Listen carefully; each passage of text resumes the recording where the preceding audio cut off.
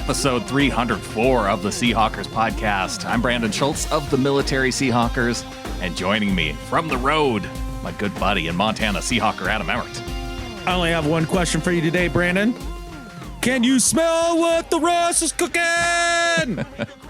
I think I'm over the whole responding to let Russ cooking, and it's only a couple days after the game. It's everywhere I look. It's reacting to the fact that, yes, Russ has cooked. And you know what? I'm not totally convinced that 1 week is going to change my mind of what we saw in this past game. But there's more to talk about here. No, you're not convinced that Russ is going to throw it, 35, 40 times every single game and throw for 4 to 5 tugs and, basically serve up a banquet every week? Complete about 90% of his passes. Yeah, I would love to see that every week. Yeah, but not convinced that's the way it's going to go, huh? Give me at least a quarter of the season before I decide if Pete's philosophy has completely changed. But, I think it tells people, Adam, that Pete Carroll knows what the heck he's doing out there. It's not just, Pete in dinosaur mode. No, Pete has definitely not been a dinosaur stuck in the past as much as half of or all of Seahawks Twitter and all the numbers nerds seem to think. But it was interesting to see a change in philosophy, at least early on in the game. Well, I mean, it continued all game, but to see the beginning of the game start out so drastically different. It did, because the Seahawks started out pass on that first three, the first 3 plays of the game. And I wasn't totally convinced that was the way it was going to go, because the very first play of the game was Russell Wilson dropping back and us seeing this happen. Moving across the formation is Olsen. He goes over to the left side. Now coming back, or goes to the right side. Coming back to the left is Moore, and coming off the corner and just hammering Russell Wilson before he has a chance to do anything is Takk McKinley. The former UCLA product comes off the corner untouched. I think they were hoping he'd come down the line and Russ would be able to get outside, and in fact, he is hit and sacked. A loss on the first play of the game as Takk McKinley gets there in a hurry. After that happened, you were thinking, okay, well, here they go. It's going to be a run play and then maybe another run play and then punt. But no, that's not what happened. No, they committed themselves to coming out and throwing early and often, no doubt about it. And it did seem to ignite the offense and, get up early, 14 points and, not 14 points up, but they score 14 points out of the gate. Right. 2 touchdowns on the first 2 drives, right? Right. And so the end result was encouraging, but we did see some typical Seahawks things when it comes to the passing game early on there with some penalties and with the free rusher there on the first play, like you talked about. So it was not perfect. It was not seamless, but it was, I'll put it to you this way. It was fun, but I'm not sure I like it. Oh, really? Yeah. It was a fun game. Now, we're going to talk about the Patriots coming up in a bit because that is the Seahawks' week 2 opponent. If you're a fan of the run game, then I guess that was the game for you. Maybe you want something a little bit in between. I know that once the Seahawks were up 3 scores, that was the time where you thought, okay, maybe we'll see some more Chris Carson, Carlos Hyde combination. They'll run some clock. That didn't necessarily happen, but I was happy just for myself. These are the games I like to see. I like to see my team up early. They did allow the Falcons to get a little bit closer than I would have liked going into halftime. To me, what would have worked out perfectly, they get the 2 touchdowns in the first quarter. They get the ball back after punting to the Falcons, them going 3 and out. If they get the ball back there and score before the half, I am feeling outstanding about the team. But instead, they go into the half. They're only up 5. Fortunately, they come out and they get the job done in the second half. Yeah, they did. They came back and, laid the hammer down in the second half. But just like you were saying, they didn't finish the first half very well. And then that's about where I picked up the game when I first got to watch it. So I had a little bit different experience than most people here because I picked it up right there at half, right where you were talking, and then watched the second half first and then went back and watched the first half. I had 2 very different feelings after watching both of those in that way. let's get into that in a second. I want to make sure that we appropriately recognize, because I can feel the tone of this. It's starting off, I think, a little bit more down than I was expecting that it would. Can we talk about Russell Wilson and this performance? Because go back of all the week 1 games we've seen from Russ, and things have not started out strong. And we saw Russell Carrington Wilson complete 31 passes on 35 attempts, throw for 322 yards, 4 touchdowns. He had a quarterback rating upwards of 140. He had the 38-yard deep touchdown pass to DK Metcalf on 4th and 5. We had him joining Steve Young as the only other guy to pass for over 30,000 yards and rush for more than 4,000 yards. This was a Russell Wilson game. Oh, it absolutely was. And it was a masterful performance by Russ. I remember watching a play in the third quarter. They had kind of spread him out a little bit, and he does a little bit of a hard count, sees that they're going to bring an extra blitzer off the edge, brings a dude in motion to pick up the blitzer, but then also by bringing the guy in motion can tell that it's going to be man coverage, and then rips a pass for a completion. And it was just the sheer control that Russell had throughout the entire game was amazing. And whether that was just picking the right guy to throw it to, or controlling the tempo, or knowing when to run, knowing when to break the pocket, knowing when to stand tall. I mean, it really showcased everything that we know to be true about Russell Wilson that the nation just finally caught up with this last year. That's been one of my favorite themes from the offseason, is that people realizing that Russell Wilson is good, and they're like, wait a second, Russell Wilson hasn't even been voted MVP yet. Not he hasn't gotten one vote. And so that's what makes me think this is his time. And I wonder if he heard enough of that in the offseason to where he's thinking, okay, I got to come out right out of the gates, show people what I'm all about, and get this done, because I think he truly wants to be in that conversation for MVP, and maybe he's tired of this discussion that, he hasn't gotten any of these votes. Oh, I'm sure he's tired of the chatter. I'm sure he'd like the recognition. I don't think it's one of the huge things that drives him, but he's a guy that does find things to, kind of pin up on the wall to give him some motivation. I'm sure that's one of them. It's interesting because I heard Florio talk about on his podcast the idea that he had spoken to somebody close to Russ, and that they had basically demanded in a not exactly polite way that the offense was going to change and it was going to feature Russ. Otherwise, he wasn't going to play there his entire career. Now, we all know Florio's obsessed with him trying to go somewhere else. We know that that's like a something that he dreams about at night. And who knows how true any of that is. That Russell's going to go somewhere else, and then he's going to get his salary tied to a percentage of the cap. Salary cap. Those are, I think, Florio's 2 favorite things to talk about. Oh, easily. Yeah, no, that he fills up hours of airtime on that. But there probably is a kernel of truth to the idea that Russ finally looked at him and was like, guys, yeah, like, it's time. Like, this is my team. Yeah. So let me go out there and do it. Let's not screw around. And I did like the approach of coming out aggressive early. I did enjoy that. I think it worked well against this Falcons team too, because I was happy with the fact that the defense held up well enough through the first couple quarters of the game, held them back to where the Seahawks could get that big lead. And a big part of the reason why they could do that was Jamal Adams on this defense, Adam. And I know you said that this was 2 very different halves for you. So you watching the second half first and then going back to watch the first half, watching it in that order, did Jamal Adams stand out in a different way to you? Oh, absolutely. When I watched the second half first, I was like, oh, Jamal Adams there, and he made a play or 2. That's cool. And his energy definitely makes a difference. Like, guys are playing with some swag and people are hitting. Like, it felt like, the LOB days in a little bit of, in a way. Yeah, and, it reminded you of it. Right. And then I watched first half and I was like, oh, Jamal Adams, he's doing all the things all the time. You never know. Like, in Pete in his press conference was hilarious. He's like, yeah, we have no idea what he's doing. He's just out there freelancing, which clearly not the case. But you get the sense that Pete is having a ball with this new toy named Jamal Adams that literally is a cheat code to do just about anything you want from the back end of the defense. And I know that makes Pete giddy.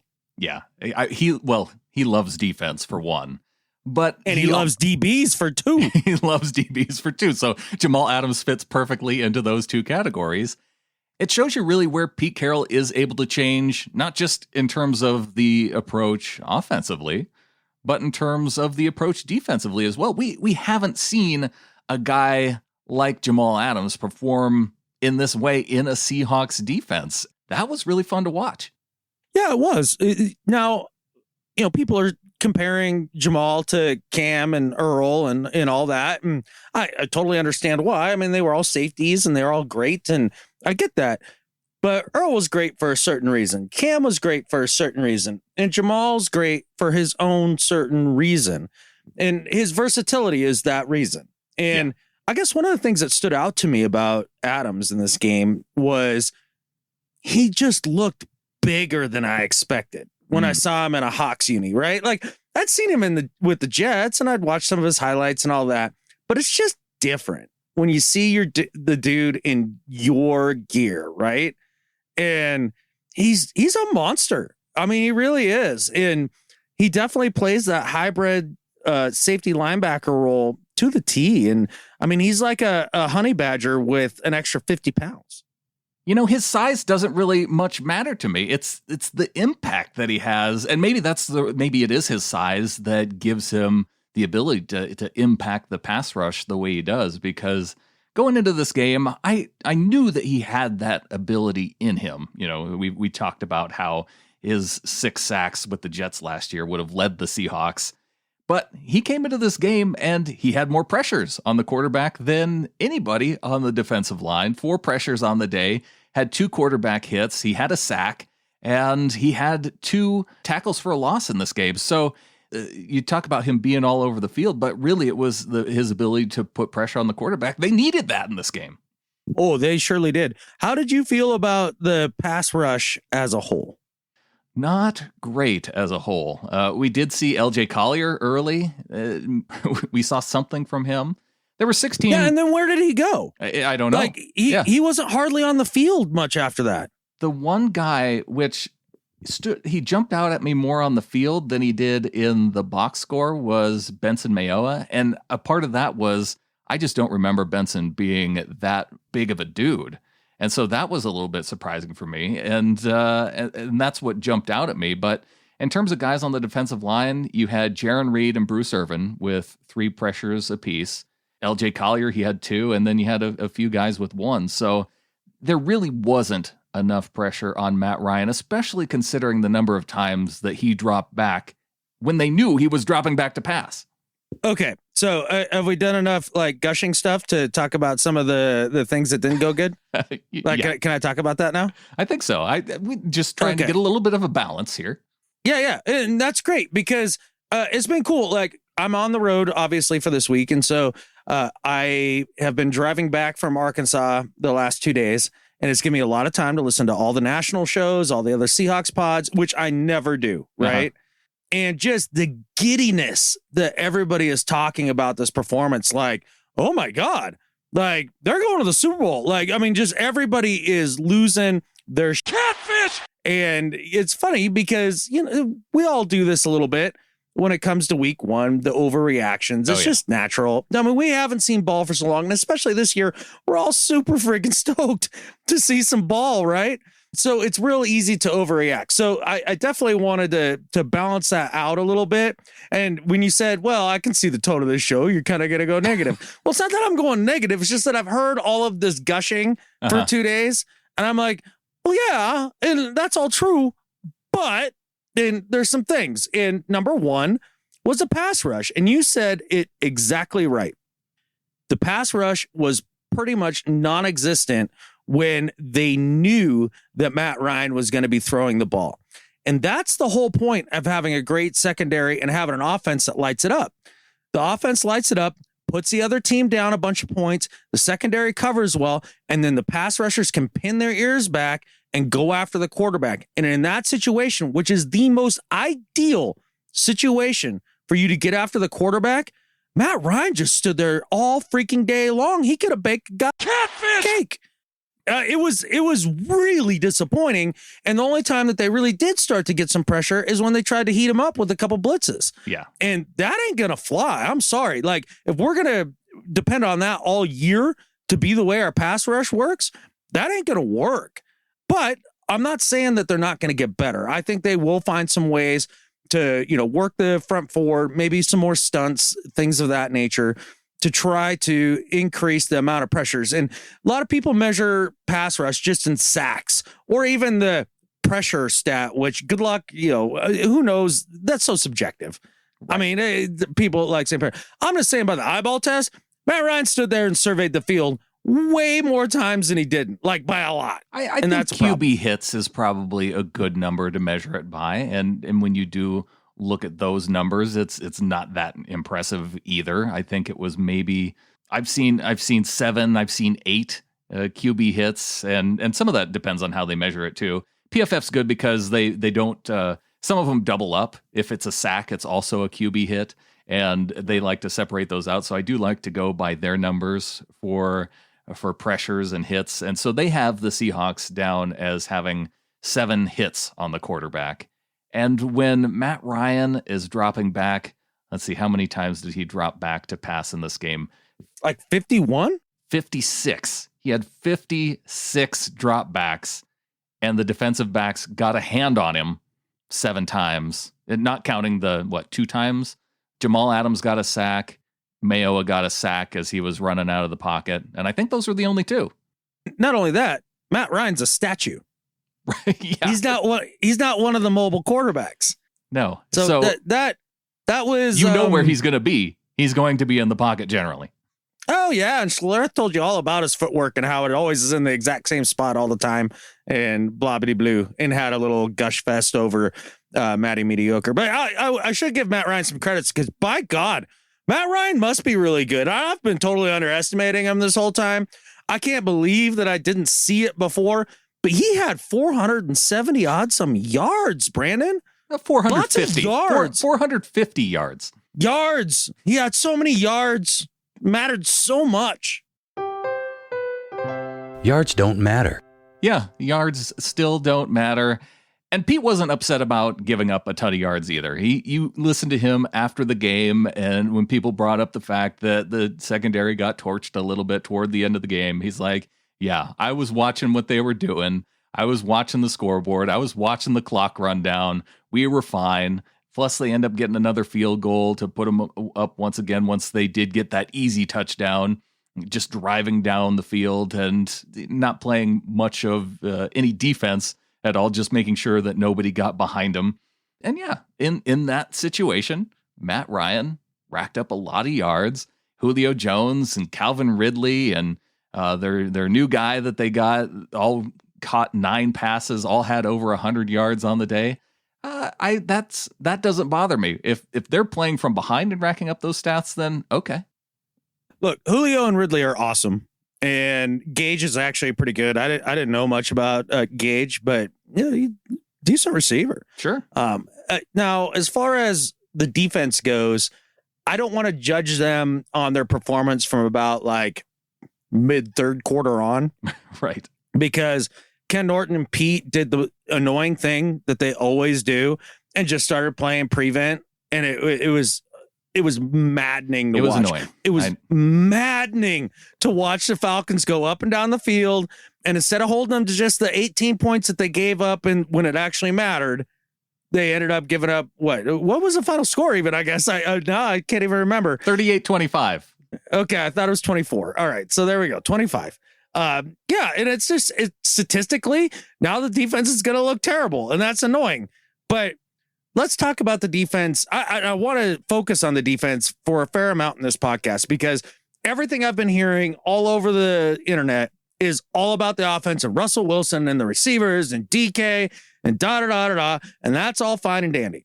But barely anybody's talking about what the defense actually did in this game. Let's start with the first quarter, man. Like, I am alarmed at how they were able to rush Gurley up the gut with such effectiveness early. It was pathetic. It was 3 straight plays, and then after that, you didn't really see all that much of Todd Gurley, did you? They went out there, found out that they could apparently have success running him, and then they just went away from it. So let me ask you a question, Brandon. Did the Seahawks make a defensive adjustment to stop Todd Gurley in the running game? I don't know. The answer is no. You know who stopped Todd Gurley in the running game? Russell Carrington Wilson. Yeah. By getting up a few scores so that they abandoned the running game. And that's the thing is like, you look at it like, oh, okay, well, they shored up the run defense, after that first quarter. Not really. They just forced Atlanta to abandon the run. So I'm still very concerned about what this run defense is going to look like. I said it in the offseason that I'm concerned less about the pass rush and more about their ability to stop the run, especially up the middle. And it did not look good early when the Falcons actually had the opportunity to do it. I think part of the reason, though, why it is standing out so much is just because of how bad it was on those first few plays. And I know that Gurley finished the game with 14 carries. So where did those other carries come from? 56 yards on, he probably had 40 yards on those first 3 carries. So they did something. They were at least able to bring him down a little more quickly than on the first series.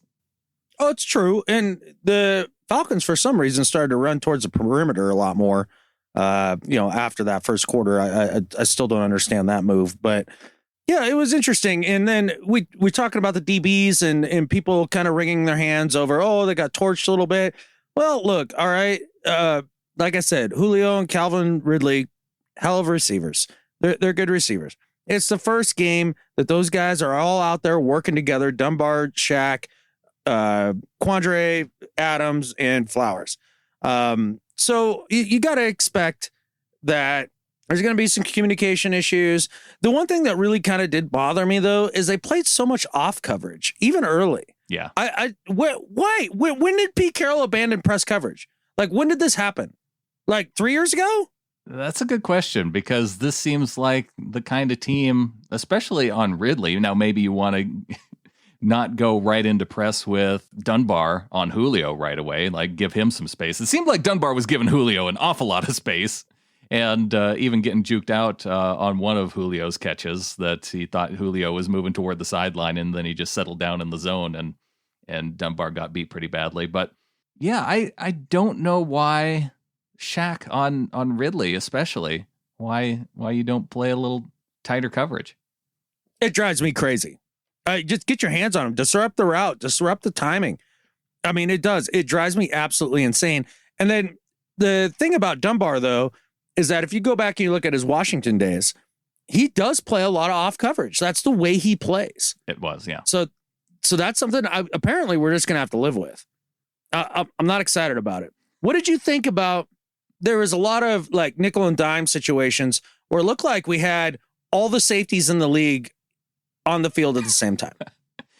That was one of the things that surprised me the most, was just how much I saw Lano Hill's jersey number out there on the field. Now, there were a couple negative plays from Hill, but one thing that jumped out at me in terms of the number of receptions and yards allowed, it was that one big play by Lano Hill down the field to Julio, where he got behind him a little bit. But other than that, he didn't allow too many yards going his direction. He made some good plays out there.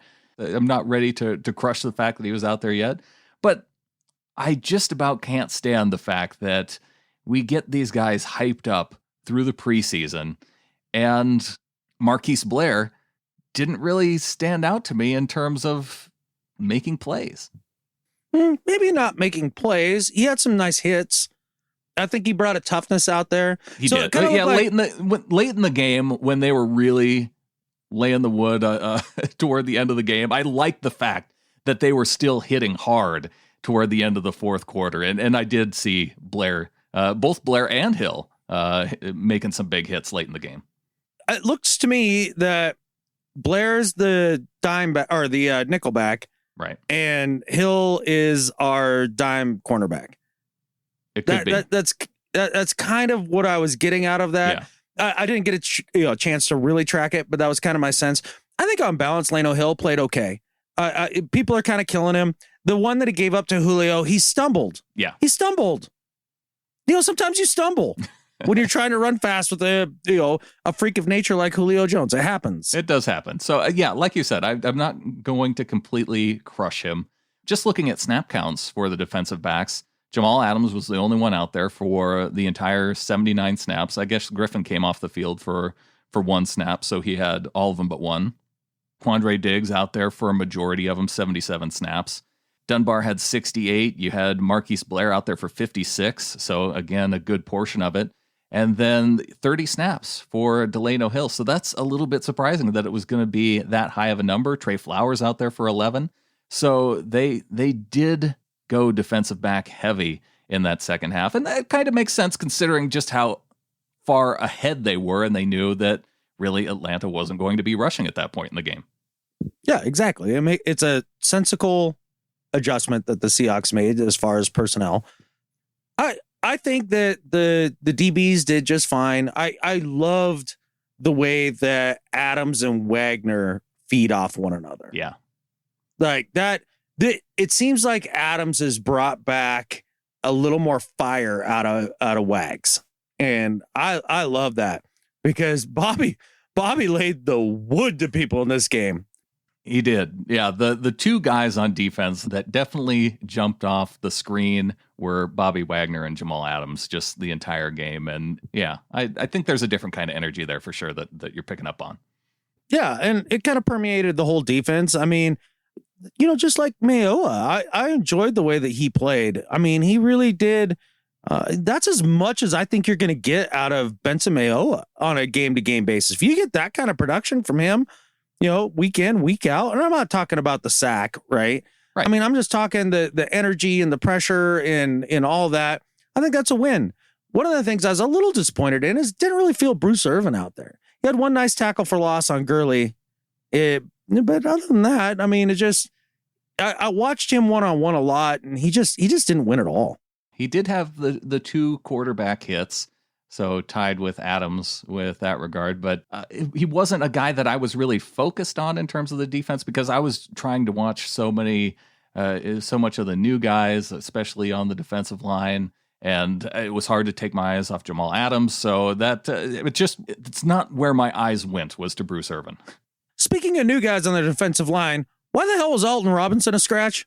Why was that? Because we heard about Alton Robinson being an amazing guy in practice, and you would have thought that with the defensive line depth that they would have needed. Now, we heard Pete talk about how it was a matchup-based decision going into the game, and so with all of the need for defensive backs, I think with the Falcons that maybe he just was that last guy on the defensive line that he said, okay, we can't bring this many linemen into the game, and that's why he was a scratch, but that was really surprising to me. Who do you leave off the defense then? I guess Ugo Amadi only had one snap in this game in the secondary, so maybe he's the one guy that ends up getting the scratch at this point. But other than that, Nico Thorpe for special teams, he was only out there for one snap on the defensive side.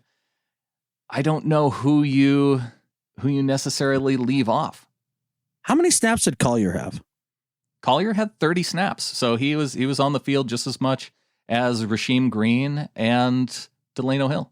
It must have just been coincidence then, because every time I happened to think, hey, let's watch LJ on this play.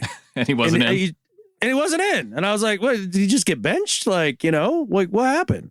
I wonder if he played a majority of the first half, because I think you're right. He may not have been out there a ton. And that's another guy that I was disappointed I didn't see more of, and that's Rasheem Green. He was the guy I was expecting to take a little bit bigger of a step in this season, and there's still a lot of time, but, again, it goes back to you knew where Matt Ryan was going to be. You knew he was throwing the ball.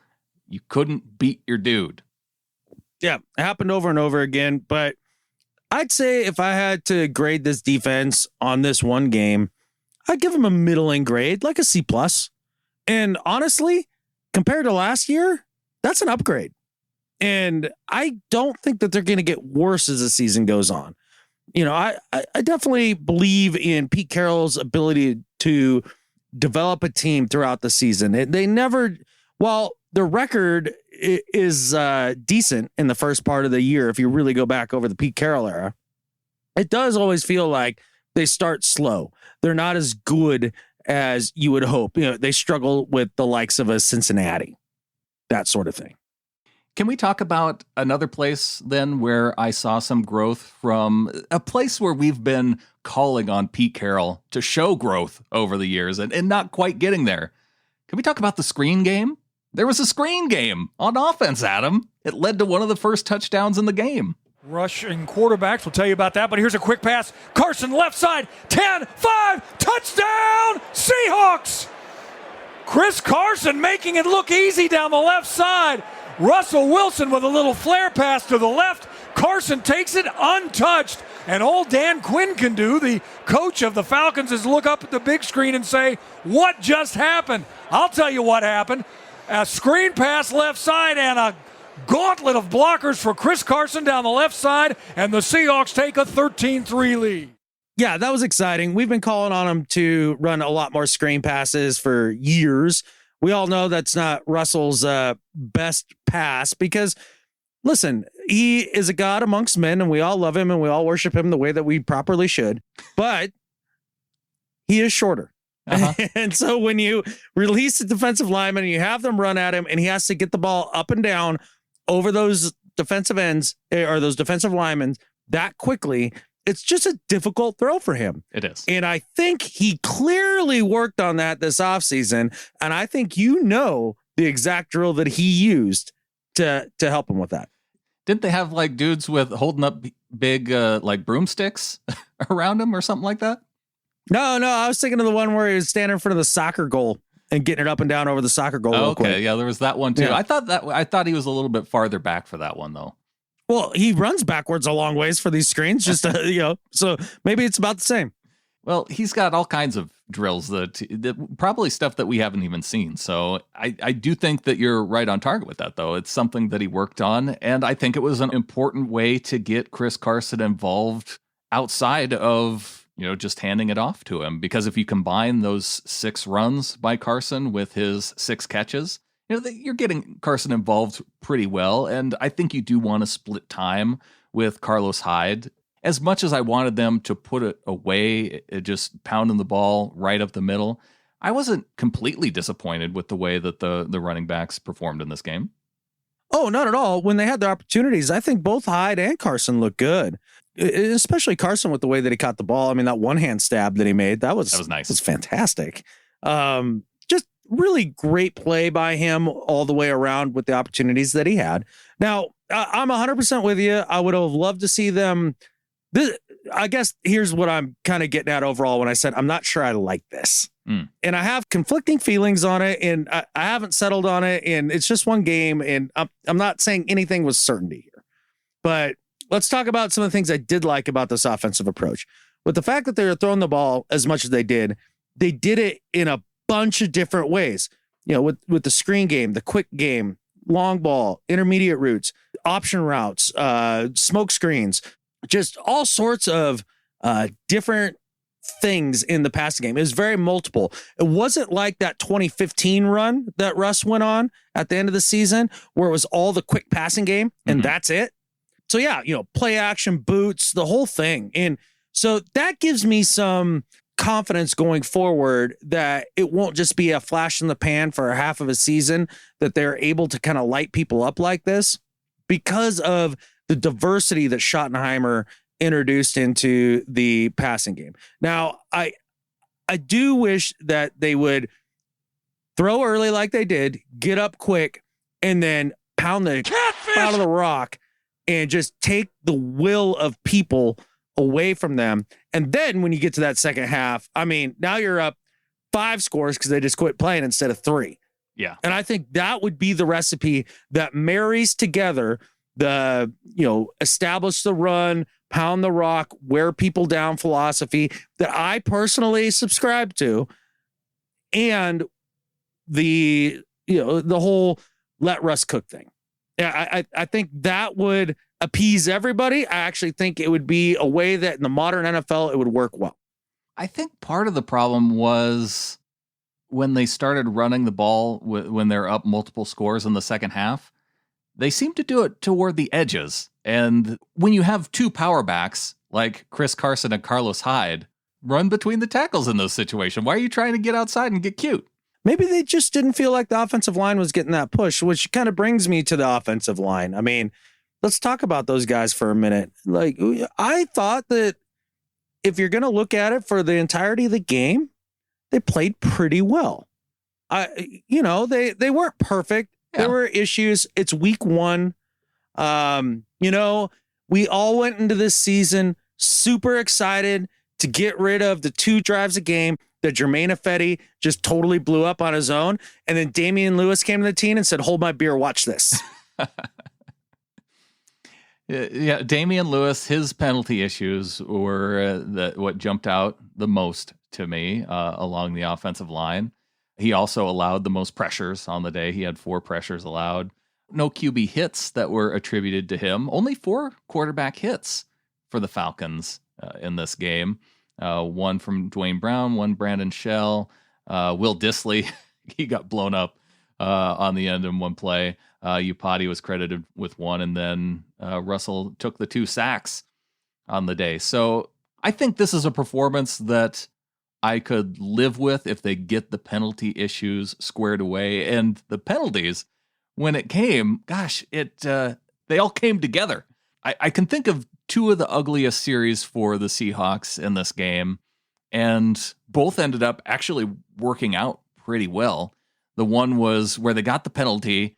It was 1st and 5, and then they end up, I don't even remember what they did on first. I don't remember the sequence either, but I remember looking at my buddy in the hotel room and just being like, yeah, remember how we just started out at 1st and 5? Now it's 4th and 5. Now it's 4th and 5. But then this happened.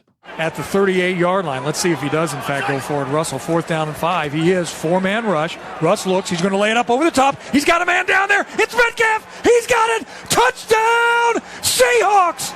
On 4th down and 5, Russ takes the snap, stands back there like a patient man and waits, and 14 gets open for 6. A 38-yarder. Holy smoke. You guys are covering DK Metcalf with 1 man. Forget about it. He beats him for 6. Yeah, we got the Wyman chuckles. I have to say, for all our listeners, the highlight that the Seahawks put out, cut it off right at the end of Rabel's call there. It didn't have any Wyman in there. So I had to go back and go through the full audio of the game just so I could get the Wyman chuckle in at the end of that highlight. I thought it was important. This is why you're going to be podcaster of the year, Brandon. It's this attention to detail that's amazing. And I have to let everybody know about it. Poor Oliver, man. That DB. He tries to jam him. That's hilarious. And then and DK, that was I know it's a fly route. And people are like, oh, you just run straight. It's not what he did at all, man. Like he gets him, he gets jabbed, he shakes that, and he starts to bend it inside just a little bit, just so that he can bend it back and stack him. Mm-hmm. And then he's got him by 2 steps, and Russ was just licking his chops. It was a thing of beauty. That's what makes DK Metcalf special right there. I mean, the speed, the power, and now his route running and attention to detail that way, just amazing. The drops were a bummer. The one was egregious. The second one, the other one, he should have had that. Like you catch that. But we've talked about it on the pod before. He's not a natural catcher of the football. That's just not who he is. We're going to have to live with some of that with him. I think I will. I have no problems with that. Another thing that I'm not sure matters or not, that I know a lot of people calling for Pete Carroll to go for it more on 4th down. And we did see an opportunity before this 4th and 5 touchdown pass to DK Metcalf, where they passed it up there right around midfield. They only had about 2 yards to go. I thought it was a good situation where they went ahead and punted. And for people thinking that this is a change in Pete Carroll philosophy, in this particular situation where it's 4th and 5, they were looking at a 53-yard field goal. And we know that that's just a touch outside of Jason Myers' range. We've seen Pete Carroll outdoors decide to punt it when it's been in a similar situation as this. So I don't think we could take anything away from the fact that Pete decided to go for it in this particular situation, because this is where Pete Carroll is probably about 50-50 on going for it anyway on fourth down. So I don't know if this necessarily represents a shift in Pete Carroll's philosophy.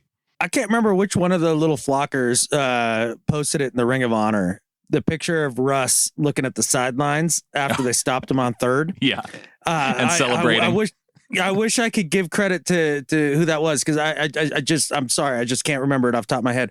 But it was hilarious, because the whole thing that you heard in the press conference is that they were celebrating like they just won the Super Bowl. And Russ was like, oh no, we're going after him now. In that look, I don't think Pete Carroll had a choice about philosophy in the moment. Russ had a philosophy, and it was, I'm going to tear your heart out for that mother catfish. Yeah, it was Dave Bloomquist that picked up on that and posted the screenshot. So that was the moment, and that really was, I think, the moment where you said to yourself, "This is the Seahawks game now." Yeah, and what was really fun about that too, and the score was close at that point as well. I mean, 14-12 at that point.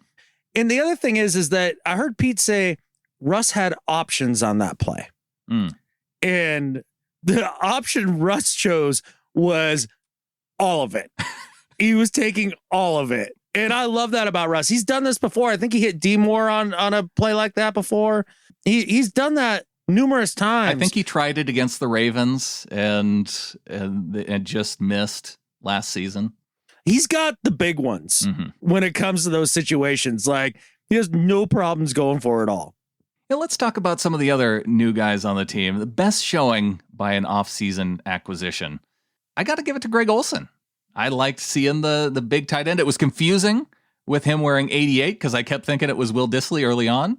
But Olsen had the touchdown grab, which was pretty clutch. The fact that he just turned out of his break and there the ball was, like at his chest. It was a good catch.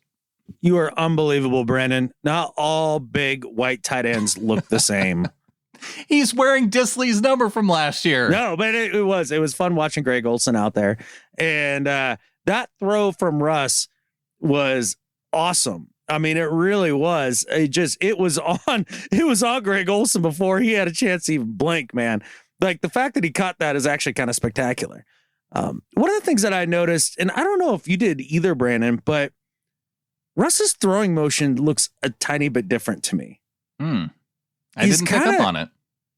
It's not quite as over the top. He's kind of slinging it from the side a little bit more.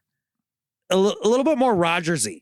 Yeah, if you're talking about Russell Wilson and his not necessarily throwing it over the top, but going sidearm on one play, that was probably my favorite Russell Wilson play of the game, getting away from Takk McKinley and then hitting David Moore, who got down to about the 2-yard line.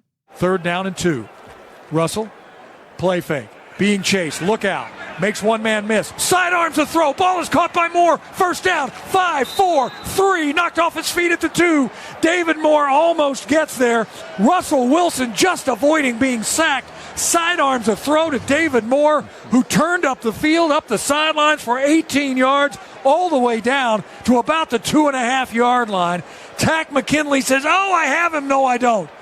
And a nice sidearm throw, and the Seahawks in position to really salt this one away.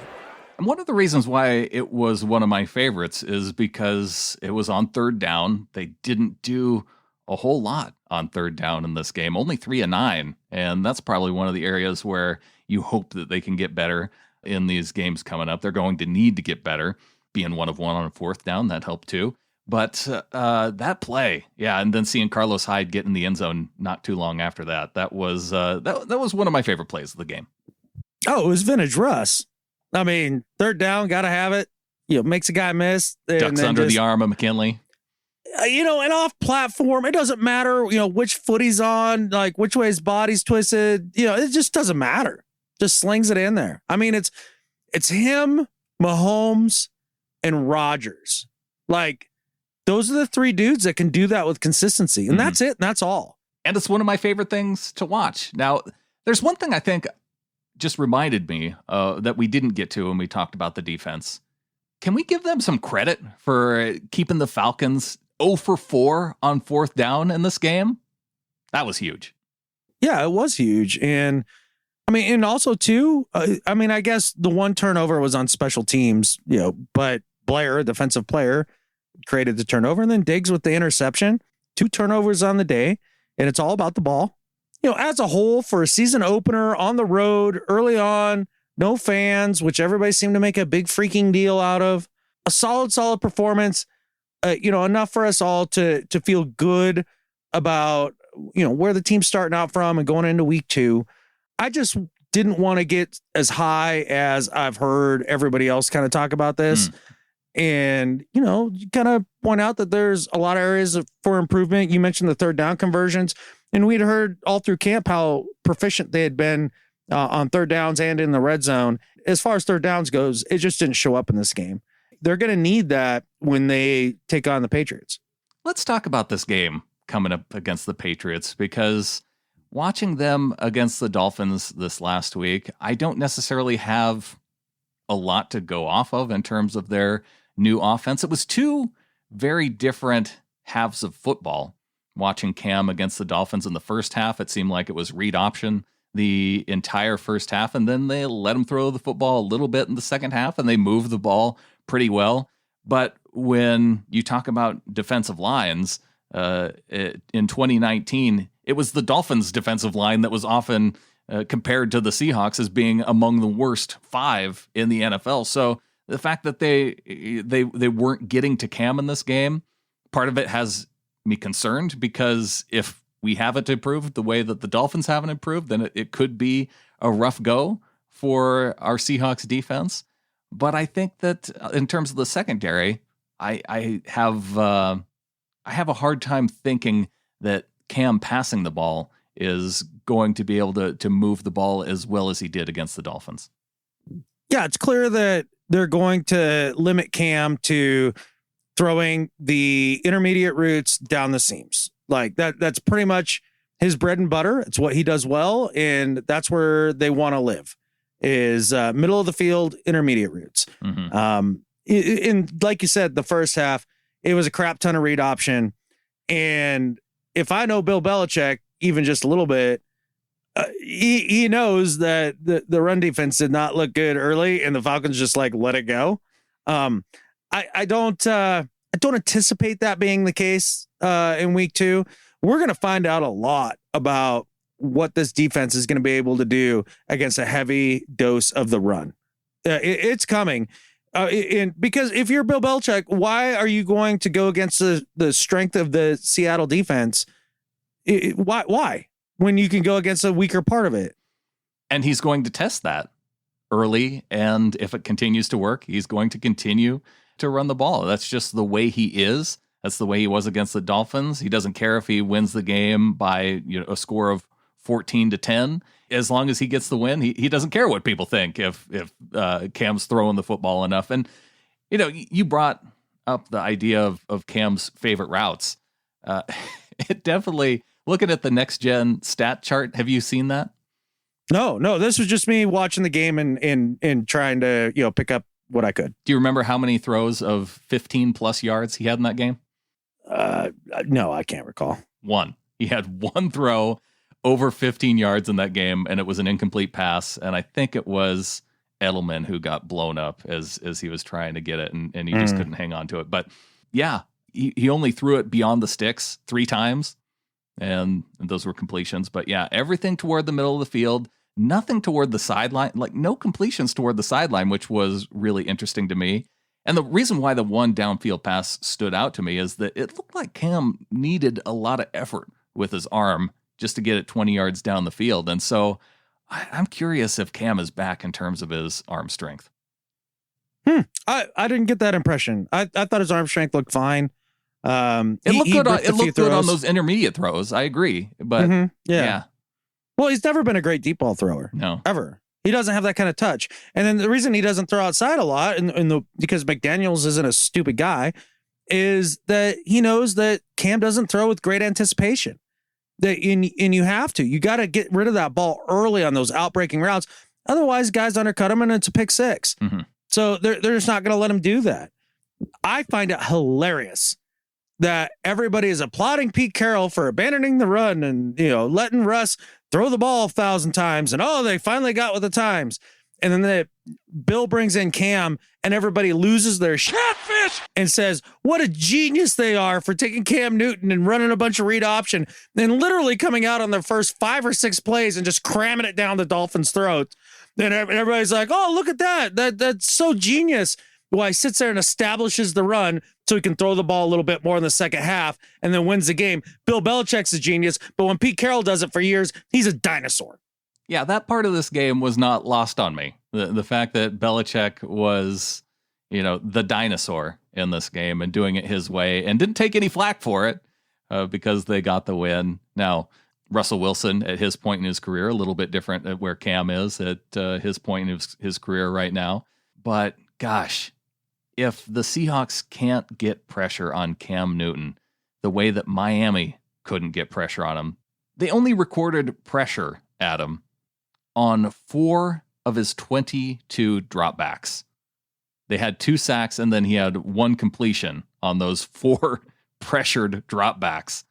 Everything else, he had all the time in the world to find his guys, which was usually Edelman. If it wasn't Edelman, it was N'Keal Harry. And if it wasn't that, he was just checking down to whatever running back was on the field.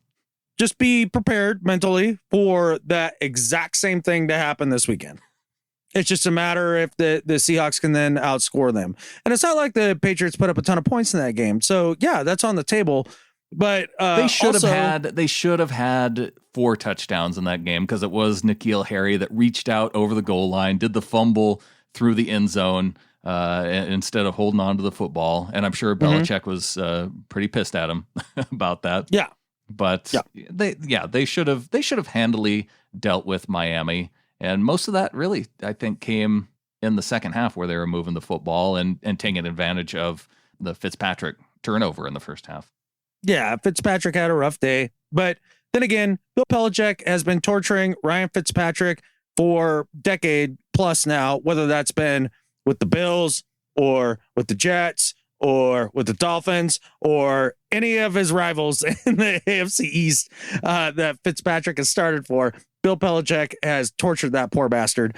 Now, the thing is, when you look traditionally over the years, Pete and Bill have matched up very well here during Pete Carroll's era with the Seahawks, and Bill Belichick has not been able to befuddle Russell Wilson.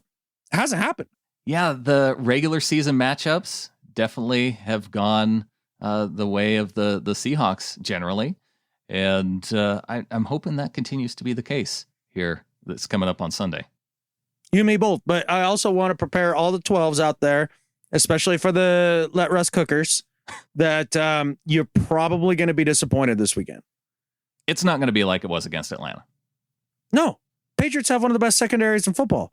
Right. Again, why would you throw into the teeth of that when their weakness is the fact that they lost linebackers due to COVID and their opt-outs and a defensive line that really doesn't have anybody that's a star? No. They're going to try to pound the rock in this game. And everybody's going to be like, oh, Pete Carroll just did that for a week and now he's regressed. No, he looked at the matchups, dumbass. But don't you think that Belichick is looking at the matchups too and he's saying, okay, I think I'm going to show on the defensive side of the ball more advantageous looks for Russell, that where he's going to, and where Russell and Pete Carroll are going to want to run the ball more against the looks that he's given on the defense, because he doesn't want to get beat by Russell Wilson either. No, but Russ will figure that out. He's always figured it out against Belichick. I mean, Russ is at that point in his career where you can't just confuse him. This isn't like Peyton Manning for those first 8 years when Belichick would just torture him. Yeah. Right? Like that's not how that's worked with Russ. Let's be clear. There's not a ton of history of Pete Carroll and Bill Belichick. There was the 2012 game, which is notorious for Richard Sherman getting in Tom Brady's face. Then there was the Super Bowl. And then there was the game where in 2016, that was, I think, the CJ Procise one good game. It was. Yeah. It was one of his 2. Yeah. Yeah. But that's my point. It's not a huge history. Brandon, once is a coincidence, twice is a trend, 3 times is a Bill Belichick problem. It is. It's going to be a problem for him. Things that I'm going to watch for in this game is, just apart from where Stephon Gilmore is on the field at any given time, he is their one good player. on defense. You mentioned the fact the guys that opted out. Dante Hightower, one of their best players at linebacker. Patrick Chung, he opted out. I think everybody else was on the offensive side of the ball. So but yeah, Hightower being the big one. Are they going to be able to cover up the Seahawks receivers as well as they did with the Dolphins? Because one thing that I noticed watching that game is that Fitzpatrick was having to throw into small windows just about the entire day. Well, Devontae Parker, wasn't there, and that was a big problem. Yeah. So and he's basically their one guy that they have that you really look at and think that he's pretty gifted. I mean, I definitely say Tyler Lockett will get his, but I kind of look for the tight ends to kind of bust out a little bit in this game. That's kind of what I'm thinking. Take advantage of that linebacking crew and their inexperience, and that's kind of where I would target if I were Shoddy. I like that. And it's unfortunate that we didn't talk more Tyler Lockett before this point, because it was clear on a couple of those drives who Russell's favorite target still was. And when he was connecting with Tyler just down the field against the Falcons, that was fun to watch. Yeah, so I was kind of taking the approach of not talking about Tyler so that when the Patriots listen to this podcast, because they will, they do all that, right? Like all the spying they can. Nobody prepares better than the Patriots. Yeah, nobody does something better than the Patriots. Every single Seahawks podcast there is going into this game. You think that doesn't happen? I think it probably does. I didn't want to talk about Noe because I thought, it's a lot like when people ask me about Montana. Is it beautiful? No, it sucks. It's cold. Like, we still got our mail Pony Express. It's terrible. Yeah. You don't want to be there. Same thing with Lockett. It was fine. You don't need to worry about it. Don't worry about it. Don't worry about Tyler. He's not worth your concern. I'm totally reverse psychologing Bill Belichick right now. Yeah. And he's probably in his office right now being like, I knew exactly what you were doing anyways. So there's your one other good impression. You can do Trump and you can do Belichick. Those are your two that you've got in your I holster. I can do others. We'll see about that. Yeah. Keys to this game. Can you cover Julian Edelman? Can you not be terrible at defending the read option the way the Dolphins were? And I do feel like that the Seahawks can be better at that. I know it's been a while since Russ has done it, and Cam is really good at running the read option. And can Russell Wilson find the open dudes in this secondary? Well, if you're Ken Norton, I'll tell you exactly what you need to do, the tape you need to study. And everybody told me I was crazy back in the day when I talked about this, but it's a true fact. Josh McDaniels is running the Tim Tebow offense with Cam Newton. And I said it back in the day. I said, if anybody ever committed to it and they ran all that power with Tebow back there and then just let him pop, 10 passes that are more down the field where he has time to wind up and let it rip, that Tebow would have been a successful quarterback in this league, especially in a league when the whole league is geared to defend the pass. If you just jellied it down their throat, running power like a single wing thing with the quarterback, you'd have success. And nobody ever did it. Now he's doing it with Cam Newton. And now suddenly he's a genius. They do it with Lamar Jackson. Now suddenly John Harbaugh's a genius. Josh McDaniels is running the Tim Tebow playbook. And now, it's been long enough that I don't think people even remember that Tim Tebow played in the NFL. Not true. There's still the Tebow cult out there. Somebody somewhere right now, I promise you, is Tebowing in this very moment. Just by the sheer mention of his name.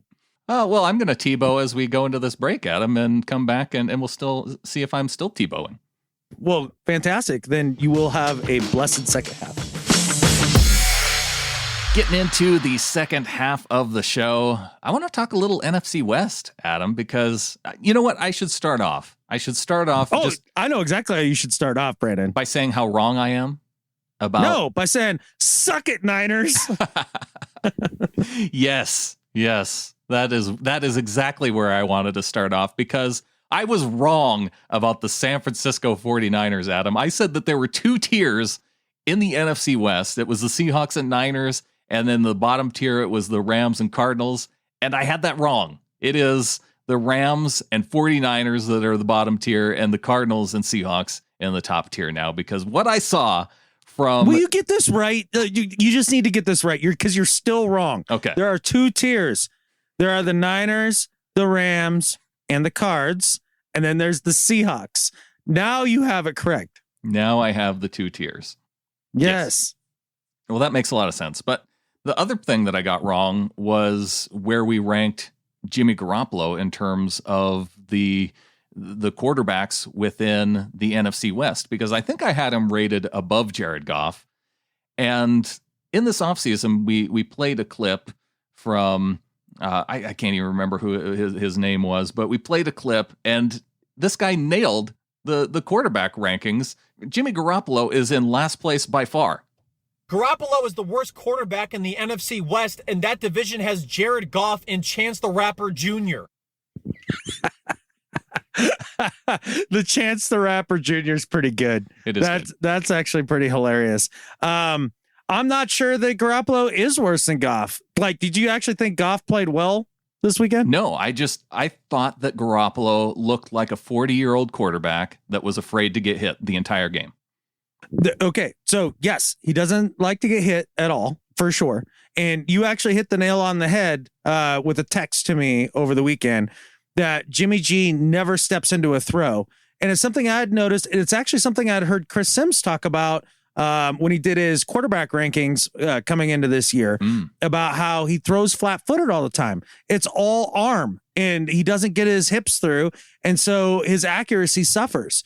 It's a major problem. And you'll watch him when he gets into the pocket, and he'll drop back and watch his cleats just go just smack down flat into the ground, and he stands there completely flat-footed and then just guns it. You know who his footwork looks like? Ooh. Cutler. Okay. Cutler had better arm strength, though. That's just it. He actually had arm talent. Jimmy G doesn't. Oh, I had in my notes here. We had a discussion about Greg Olsen being worthy of the Hall of Fame, and I think you said something about Frank Gore. He's the Frank Gore of tight ends of his generation. Yeah, and you're wrong about that. I went, and Jason Witten is the Frank Gore of tight ends of our generation. Yeah, in the broadcast in this last game, didn't they say that during the time he's played, he's like third in receptions or yards or something along that nature? It was something high like that. I remember hearing Schlereth bring it up, and I was like, ha! Told you. Yeah, he's number 2 in receiving yards among all tight ends, only behind Tony Gonzalez. Greg Olsen or Witten? Witten. Well, yeah. I'm talking about Greg Olsen still. Oh, Greg Olsen? Gosh.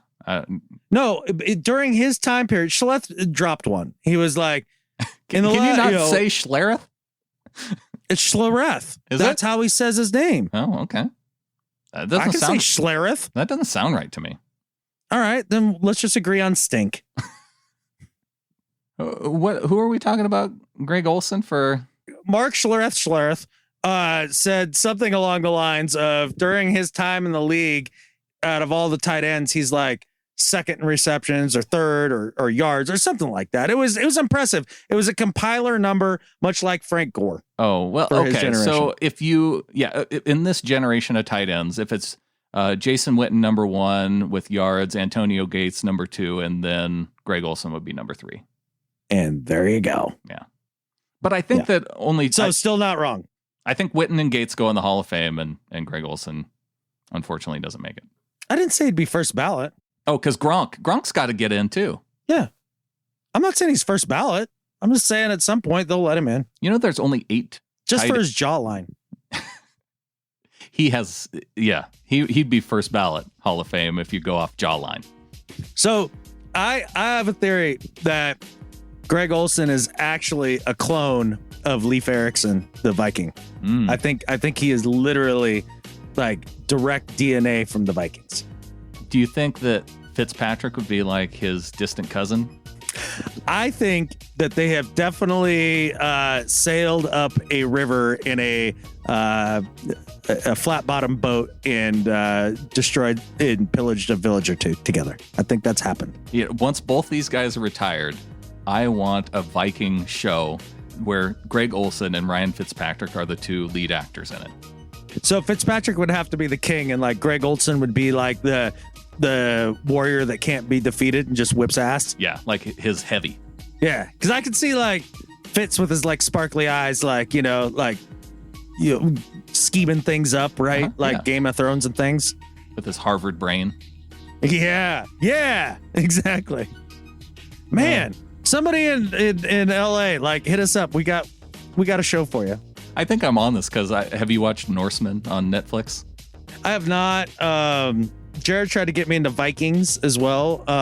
It was a little too cheesy for me. Oh, but the girlfriend did drag me into The Last Kingdom and on Netflix, and so yeah, I did watch all of that. I think Norseman is a spoofy version of the Viking show, and I think it's filmed in Norway, where Vikings come from, and it's very funny. Oh, I had no idea. Yeah, it's a comedy. It's a comedy. It's a Viking comedy. Yes. Didn't see that coming. Check it out. Okay. Thank me later. All right. Why do you say we welcome some new members of the flock? We actually had some? They apparently like this show for some reason. Oh, well, I'll take it. Maybe it's because of our analysis of jaw lines of guys like Greg Olsen and Ryan Fitzpatrick. I think it's because of my keen eye of recognizing Hall of Fame tight ends. Yeah. Welcome to the flock. Young Choi back in. Oh, he went annual. That's why he showed up on my list. He switched over from the 12-12 monthly to the 12-12 annually. Oh, and he says, oh my gosh, I suck at life. Worse than Skip Bayless.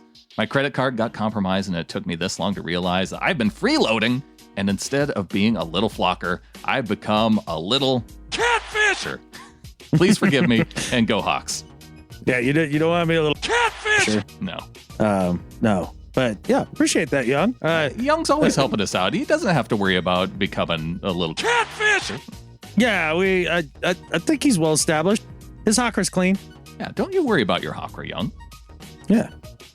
Michael Schumacher came in with a $50 donation via PayPal. Thanks to Michael. Welcome to the flock. Yeah, thanks, man. And congratulations on all those driving championships, man. You were awesome. It may not be that Michael Schumacher. The F1 legend. F1 legend yes. Michael Schumacher is a Seahawks fan.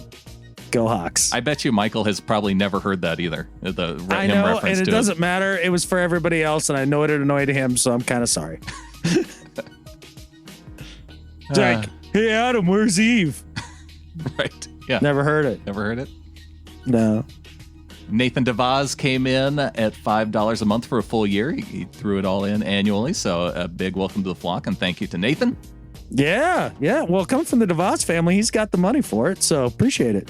Spelled differently, but yeah. Oh, well, okay. Well, then he's not loaded. So that was a big donation. Thanks, man.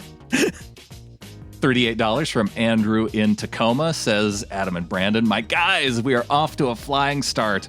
I'll start with a catfish. The Falcons. Damn bird watchers. Who? Life sucks right now for most of us, but the Hawks are making life that much better for us flockers. I can call myself a flocker after my $38 donation in respect to that glorious win. The last thing I want to be is a freeloader. Holy catfish! You guys put on such a fantastic show. Thank you for that. First listen to your 300th episode with Steve Rabel, and I was hooked. As a Hawks fan, I find what most people find annoying is my undying loyalty and optimism every season. If you ask me, we are going to win it all every year. With that being said, do you fellas want to reassess your projections for our season record now that we see the ceiling this team truly has? I think this is your one chance to do so and look forward to your discussion. Go Hawks from Andrew in Tacoma. Well, hey, Andrew, you came in on the 300 show. They're not always that good. So hang in there. Yeah. Yeah, as far as the record prediction, you also missed out on Brandon's usual run through the schedule when we do that, which is predicting 16-0. Usually, so, yeah. Although, see, now that Andrew's in the flock, maybe he had a chance to go back and listen to our record prediction show, because didn't we both predict 12-4? Yeah, I think so. So do we need revise that to like 13-3? I don't know, based on the week one. I don't know. I figured they'd be a 2 seed. Like I think that's pretty good. I feel like 12-4 is still a pretty good projection. Yeah, right. I'm gonna stick with it. Okay. How about this? How about I do this for Andrew? I predict that Russell Wilson breaks the single season touchdown mark set by Patrick Mahomes 2 years ago. Ooh, I would like that. You know, when they announced that Russell was part of that club with Steve Young, You know, the 30,000 and what, 4,000 yards rushing. Yeah. I was kind of So curious. it's a 2-man club, yeah? It's a 2-man club, but I always like Is that still a club? I think it's just a couple dudes hanging out when it's just two of you. I think that's just a hangout. I think you have to have like at least 4 for a club. Yeah. We have our own club, you and me, as Seahawkers podcast hosts. Although, if it is just the two of them, if they had a tree house that they met in, then it can be a club. Then it could be a club. Yeah. With just 2. Well, when they do that cutoff, I like to see, you know, who are they leaving off by cutting it off at 30,000 yards and 4,000 and 4,000 McNair? rushing yards. McNair would have made it if you would have said 3,500 yards instead of 4,000. Cunningham? Vic only had like 22,000 passing yards, so he was way off. But you said Tarkenton. You said Cunningham, Yeah. and he had 29,000 passing yards. So he had it for the rushing, but he was 21 yards short of 30,000. Oh, so he was a Gary Anderson made field goal away So from being in the club. So like on the door of the treehouse of Steve Young and Russell Wilson, it says like no Cunninghams allowed. The cool kids club, except Randall. Come back when you throw 21 more yards, Randall. Yeah. How about Tarkenton? Tarkenton would have made it if you said 3,500 yards rushing instead of 4,000. Okay. And McNabb almost had 3,500 yards or 3,500 yards rushing. 3,500,000 yards. So that's a pretty cool number. 100,000 rushing yards for Donovan McNabb.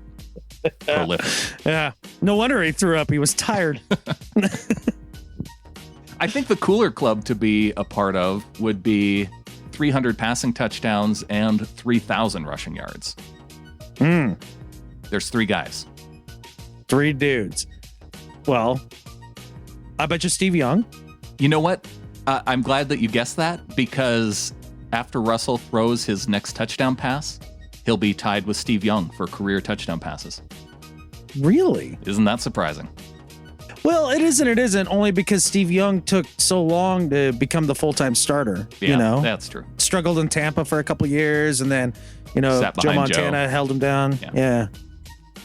So no, he did not eclipse 300 passing touchdowns. Elway? One of the okay, you got Elway. It's funny how it lands kind of in 3 different generations of quarterbacks for these 3 guys. Elway's one. He's the middle generation. Okay. Well, then Tarkenton. Yep. That was the other one. And then there's an active player. There's an active player. Well, hell's bells. How can I don't know. I'm drawing a blank. Aaron Rodgers. I guess I don't think of Aaron Rodgers as that much of a runner. Yeah. A scrambler, yes, in terms of making dudes miss in the pocket, but I just never thought of him as picking up that much on the ground. Yeah, he has over 3,000 rushing yards already. That surprises me, to be honest. I would not have guessed that. I don't know if he's going to make the 4,000 yard club along with Russell and Steve Young. No, because he's going to be injured in week 4 this year. But Cam Newton's going to be there probably by the end of the year. He just needs 800 passing yards to go over 30,000. That makes sense. Yeah. I thought I did pretty good with my guesses off the top of the head. Yeah, it was good. Yeah. It was a little fun little break from our Welcome to the Flock segment. We can get back to it now. Oh, good. Okay. This is why you all pay for that gem. Stuff like that. DJ in the flock at $12.12 a month. I feel like we just had to talk about how many cool DJs we knew, and now you can add DJ to the group. Yeah. And I didn't realize that there's people with the name DJ and not just people who do DJ. Mm-hmm. You know what I'm saying? Like, I didn't think that all the way through. And so DJ brought that to our attention, and now he's a member of the Ring of Honor, and he can shame me endlessly on there. It's weird how it didn't even occur to you when we were talking about DJ Dallas, and DJ is literally his name. Right. But the problem is he spells it out. That's why I was so confused. That is very confusing. Not a lot of DJs do that. No. And usually it's Dennis Jones, right? It's an abbreviation for that. Is it? Yeah. For people's names when they call him DJ. Okay. It's true fact. You can look it up in a book. was a very random stat that I feel like you know there. I actually never heard that. I just know things. 12-12 from Nuno Biscaya. Nuno's from Portugal, and he was our winner for the Pick'em League this week. Had 13 picks right. Yeah. Wow. And he did it in Portugal. I know. It's pretty wild. That seems harder somehow. He's in the future. He's like 8 hours ahead of us. So Nuno's a cheater. Yeah. I see how it is. Although I think everybody in England is about on the same time zone, so But John won last year, so maybe there's something to this. Oh, they're time travelers.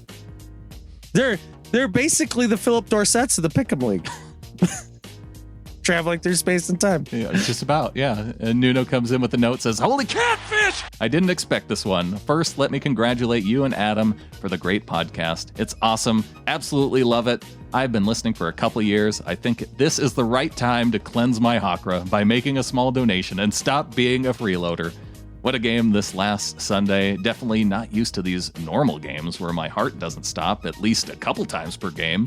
Best wishes all the way from Portugal. Go Hawks." From Nuno. Go Hawks, Nuno. Yeah, I'm glad that you got that Hakra cleanse. I bet it feels good. Yeah. You pair that with a win. That's a hard feeling to beat. Nuno's on the top of the world right now. And a week 1 win in the Pick'em League. Just quit now on life, Nuno. And just because you've peaked. This is it. This is the best week of your life. We had the tiebreaker set up to be the first one in with their picks, but he didn't even need the tiebreaker. He went 13 picks correct. The only 3 games he missed were the Dallas game against the Rams. So really, he picked that game correctly because he picked the Rams to lose. He picked Indy over Jacksonville and picked he picked correctly. Yeah. Only Philip Rivers rivered it. Just about everybody in the league missed on Philly, Washington, and Indy, Jacksonville. I don't know what I came in with last week. I came in with 10. What's your pick'em name? Disley Adams. Disley Adams. Like Grizzly Adams. Exactly. You had 8 correct. That doesn't feel right. You did all right because you're right there with Mrs. Doug Baldwin and Elisa. Okay. Last year's Pick'em champion, John Davison Toonhawk, he came in with 8. Okay. So, yeah. Which did I miss? Oh, you can't tell. No, I can tell. Oh. I'm just not going to tell you. No, okay. You missed Philly, Indy, Minnesota, Green Bay. You picked Miami over New England. Blew that one. What? Yeah. That was accidental. You picked Detroit over Chicago. Detroit should have had that one. Yeah. What was it, Swift, who had the ball in the end zone and just dropped it? Yeah. You picked San Fran to beat Arizona. You picked the Bucks over New Orleans? Yeah. Okay. And then you picked Dallas over the Rams. I should have. I'm not going to pick Tampa again for probably another 3-4 weeks till they get it together. I think the 2 that I beat you on then was that I picked the Rams, and I feel dirty about it. And then I didn't screw up and pick the Dolphins. I don't know what you need to do, but you're going to have to do something to cleanse your Hakra for that one. Gross. It feels gross. Good. The reason why I did it is you shower after you're done with this podcast, young man. I didn't like McCarthy coming back in his first game. That was the only reason. I was actually really proud of my pick'em name this year because it's got the Montana guy. Yeah. Right. Okay. And then this was unintentional. I just went with Disley Adams, and then I thought about it. I was like, oh, well, we have Adams now, but I was just thinking, it's like, well, my name's Adam, and then I get to cram those 2 things together. Will Disley and my name, and then it also works as Jamal Adams, and then also there's Grizzly Bears here in Montana. Wow. So yeah, it just works on a lot of levels, and that's probably my best one yet. Very proud. Hopefully it pays off with your picks later on. What's yours? The blue food. Oh, that's right. We discussed this. Yes, I know. I just forgot. Welcome to the flock to Brandon Bowen in at $5 a month at getintheflock.com. Yeah, welcome, man. Spells Brandon wrong, but that's cool. Nah, it's still right. And so he gets to do the Discord thing. Yes. Yeah, we've started up the Discord. Discord's our game day chat, the go-to place there. And so if you get in at $3 a month or above, and also if you come in via PayPal, just ask me for an invite. If you come in via PayPal, it should go out automatically for people at gettingtheflock.com. But yes, that is our game day go-to place. So if you can't go in full 12-12, be a part of the Facebook group, at least get in at 3 and above and be a part of the Discord chat on game day. Yeah, I was not able to do that this week, but the month of October looks promising, and I'm looking forward to it. I'm a little upset that I got to learn yet another app thing, and yeah, I'm not excited. The cool thing is, and the thing that won me over was Flocktimus Prime saying that you don't have to type in /Giphy every time you want to use a GIF, because that's what you had to do in Slack to use a GIF, and you can actually just press a button in Discord to go to the GIF section.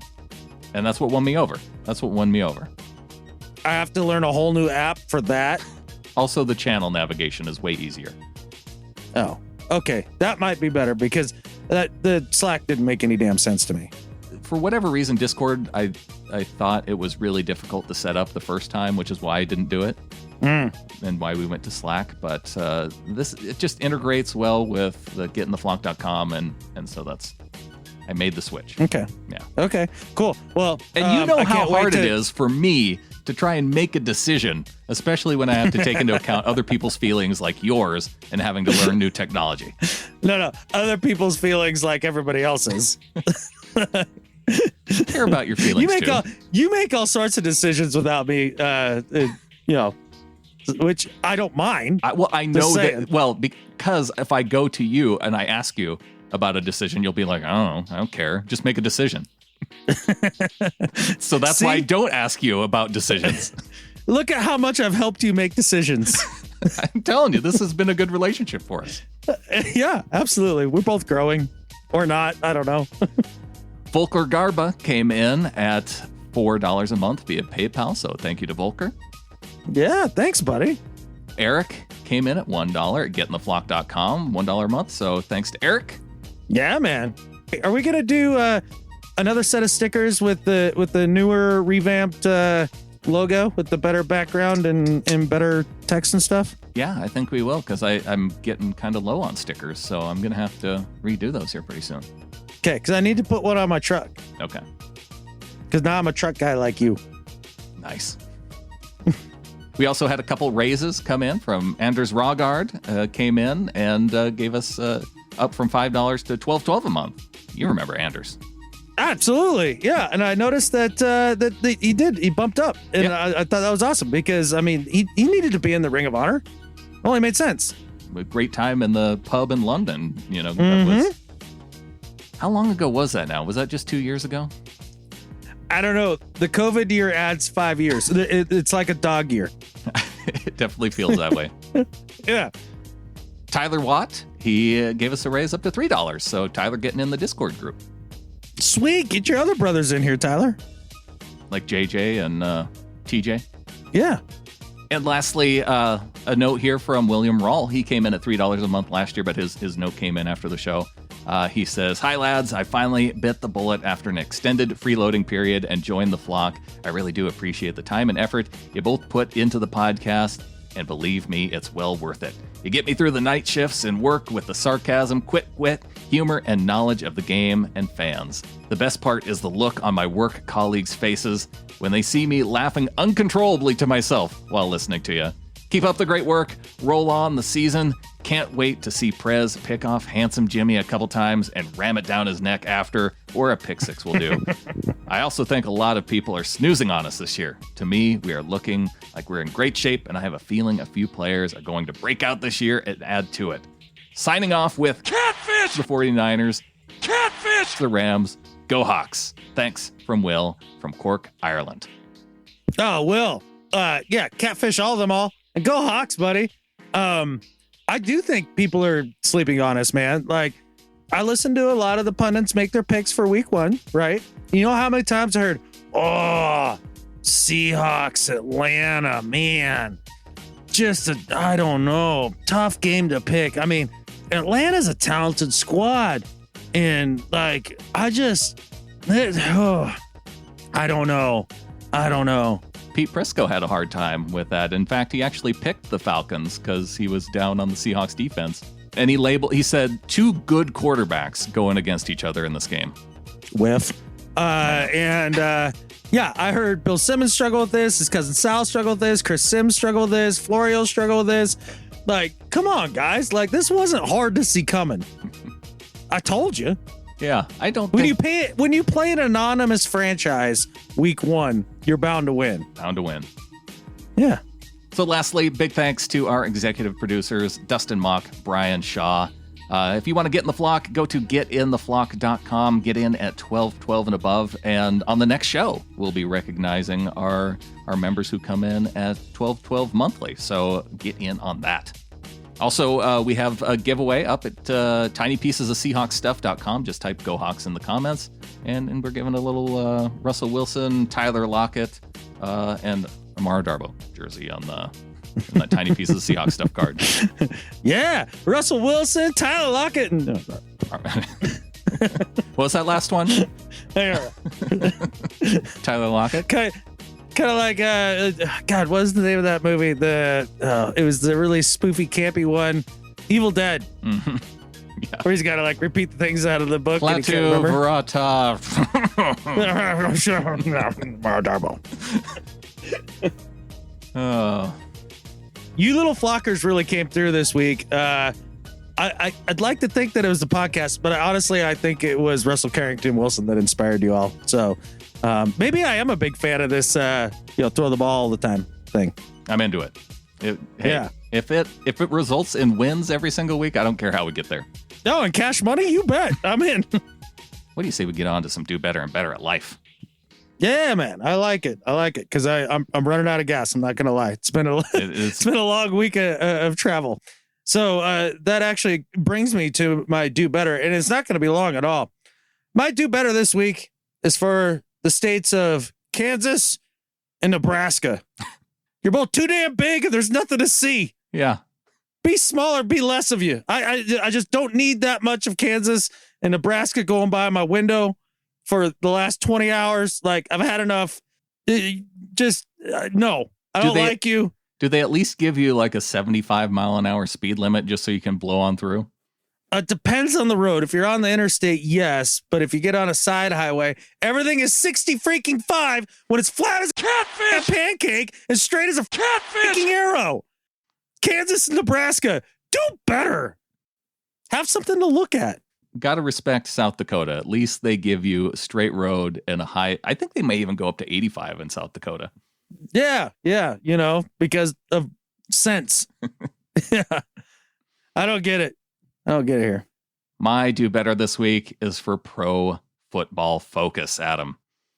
They came out with their own power rankings, or they call them power ratings, because they're not rating. They're not actually ranking anything. It's all numbers going into this. Sure.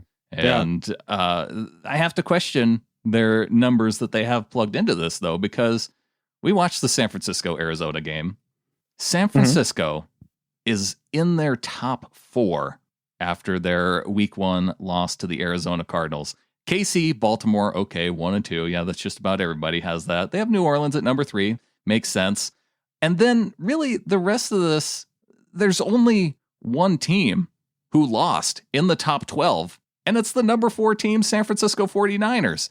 I don't know how it happened. I have my questions because New England's at number 5, and they beat the Miami Dolphins in week 1, and they get a top 5 ranking. The biggest problem I have, though, what are the 49ers doing here? They lost. Do better. Yeah. Clearly they don't rate, I don't know, say like what quarterback you have. The funny thing is that they put the quarterback on this list for each team. So they clearly rate the quarterback aware that you of do. The Jimmy Garoppolo thing. Yes. They know he's there. They know he's there, and they have a spread points above replacement number that goes next to the quarterback's name. Jimmy Garoppolo rates out as high as Ryan Tannehill, which if you watch both those quarterbacks play, you know that Tannehill's the better quarterback. That number doesn't make sense to me. He's better. I'm not sure. Mahomes is number one in terms of the quarterback SPAR rating. He has a 9.5 SPAR.